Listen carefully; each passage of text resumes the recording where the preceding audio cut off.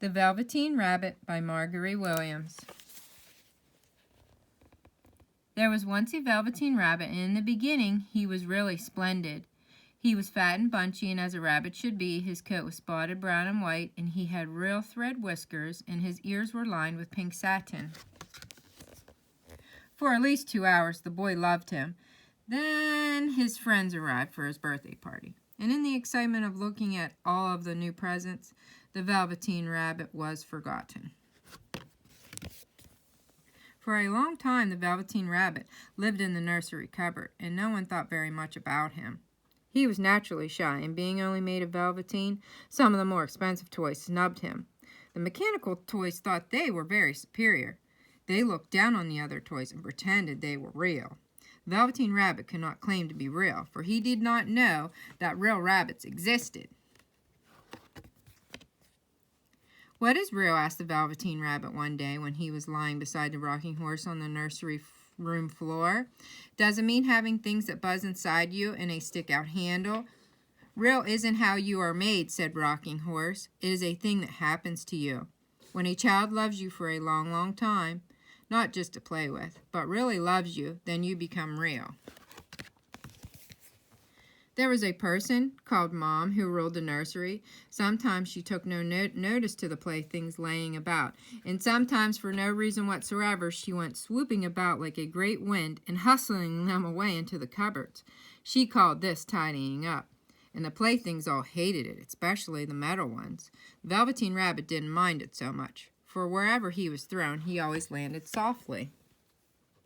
One evening, when the boy was going to bed, he couldn't find the cuddly teddy bear that always slept with him.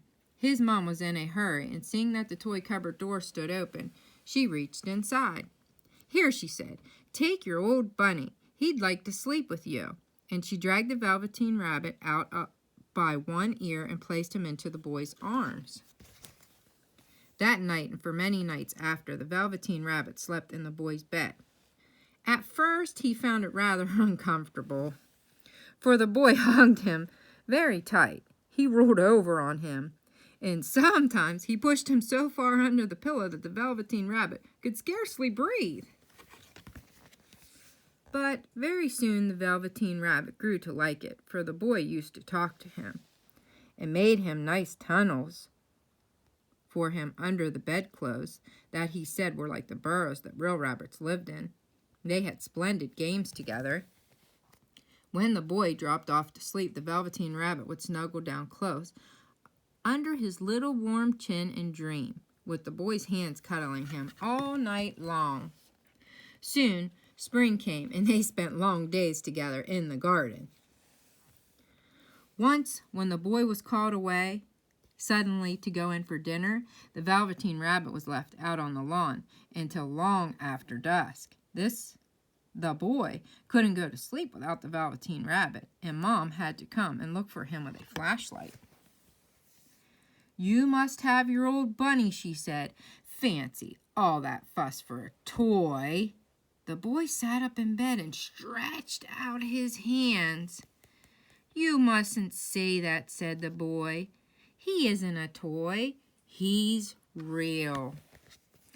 When the Velveteen Rabbit heard what the boy said, he was happy, for he knew what the rocking horse had said was true at last. The nursery magic had happened to him. He was a toy no longer. He was real.